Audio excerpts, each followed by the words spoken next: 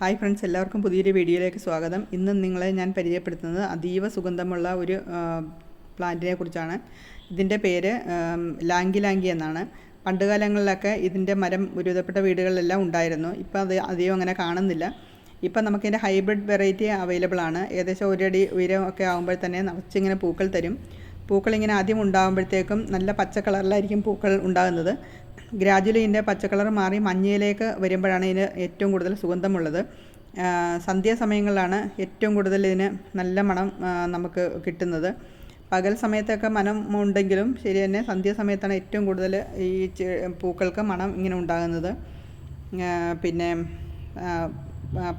ഇതിൻ്റെ പൂക്കളുടെ പ്രത്യേകത എന്ന് പറയുന്നത്, ഇതിൻ്റെ പൂക്കൾക്ക് നല്ല പച്ചയിൽ നിന്ന് മഞ്ഞയാകുമെന്ന് പറയുമ്പോഴത്തേക്കും നല്ല ഡാർക്ക് മഞ്ഞ കളറായിരിക്കും.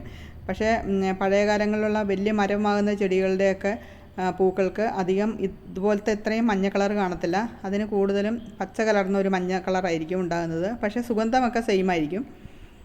ഇത് ചെറുതായിട്ടിരിക്കുമ്പോഴത്തേക്കും ഇതിനെ ഉള്ള സുഗന്ധത്തിനേക്കാട്ടിലും കൂടുതലാണ് ഇതിൻ്റെ തടിക്കിങ്ങനെ മൂപ്പെത്തുമ്പോൾ എന്നാണ് പറയുന്നത്. അതായത് ഇത് ചെറുതായിരിക്കുമ്പോൾ തടിക്കൊക്കെ ഒരു പച്ച കളറായിരിക്കുമല്ലോ. ഇതിങ്ങനെ ഗ്രാജുവലി ഈ തടിക്കൊക്കെ ബ്രൗൺ നിറത്തിലേക്ക് ആകുമ്പോഴാണ് പൂക്കൾക്കും സുഗന്ധം കൂടുന്നതെന്നാണ് പറയുന്നത്. ഇതിപ്പം അങ്ങനെ ഒരുവിധപ്പെട്ട നേഴ്സറികളൊന്നും അങ്ങനെ കിട്ടാനില്ല. അത്യാവശ്യം റേറ്റുള്ള ചെടിയാണ്. ചെറിയ ചെടിക്കൊക്കെ തന്നെ 200 രൂപയൊക്കെ വിലയുണ്ട്. ഇപ്പം നമ്മുടെ ഒരു വീട്ടിൽ ഉണ്ടെങ്കിൽ തന്നെ അടുത്ത വീട്ടിൽ വരെ ഇതിൻ്റെ സുഗന്ധം എത്തും. അത്ര നല്ലൊരു സുഗന്ധമാണ് ഇതിന്. ഇത്രയും സുഗന്ധം ഉള്ളതുകൊണ്ട് തന്നെ പെർഫ്യൂം ഇൻഡസ്ട്രിയിലൊക്കെ ഇത് ഏറ്റവും കൂടുതൽ ഉപയോഗിക്കുന്നുണ്ട്. അതുകൂടാതെ അരോമ തെറാപ്പിയിലും ഒക്കെ ഇത് കൂടുതലായിട്ട് ഉപയോഗിച്ച് വയ്ക്കുന്നുണ്ടെന്നാണ് പറയുന്നത്. പിന്നെ സന്ധ്യാസമയത്തൊക്കെ നമ്മൾ രാവിലെയൊക്കെ എനർജറ്റിക് ആയിട്ടിരുന്ന് വൈകിട്ടൊക്കെ നമ്മുടെ എനർജി എല്ലാം ഡ്രെയിനായി പോയി കഴിയുമ്പോഴത്തേക്കും ഈ ചെടിയുടെ ഒരു സുഗന്ധം ഉള്ളപ്പോഴത്തേക്കും നമുക്ക് ആ എനർജി ഒന്നുകൂടെ കിട്ടുമെന്നാണ് പറയപ്പെടുന്നത്. അത്ര നല്ല സുഗന്ധമാണ് ഈ ചെടിക്കൊക്കെ ഉള്ളത്. ഇതൊക്കെയാണ് ഈ ചെടിയുടെ വിശേഷങ്ങൾ എന്ന് പറയുന്നത്.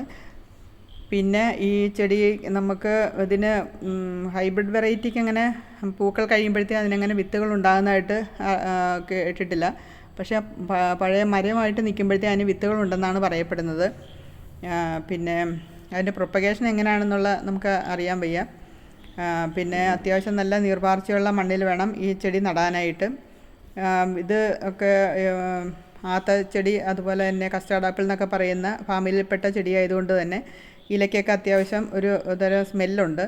അതുകൊണ്ട് തന്നെ അധികം കീടരോഗബാധയൊന്നും ഉള്ളതായിട്ട് അറിയുന്നില്ല. അതുകൊണ്ട് തന്നെ അധികം പരിചരണത്തിൻ്റെ ആവശ്യമില്ല. പൂക്കളിങ്ങനെ ഇഷ്ടംപോലെ തന്നുകൊണ്ടേയിരിക്കും. വേനൽക്കാലത്താണ് കൂടുതൽ പൂക്കൾ ഉണ്ടാകുന്നത്. ഇപ്പം ഞാൻ വീഡിയോ എടുത്തത് ഇപ്പോൾ ഉള്ള വീഡിയോ ആണിത്. അതായത് ഈ മഴ സമയത്ത് പോലും ഇതിനകത്ത് ഇത്രയും നന്നായിട്ട് പൂക്കൾ ഉണ്ടാകുന്നുണ്ട്.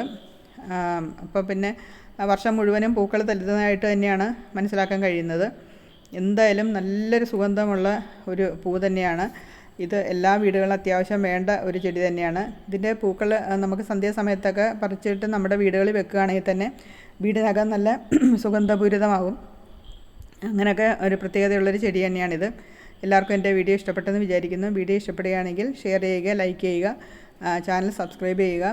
എന്തെങ്കിലും കമൻറ്റ്സ് ഉണ്ടെങ്കിൽ അറിയിക്കുക. വീണ്ടും പുതിയൊരു വീഡിയോ ആയിട്ട് കാണാം. അതുവരെ എല്ലാവർക്കും ബൈ.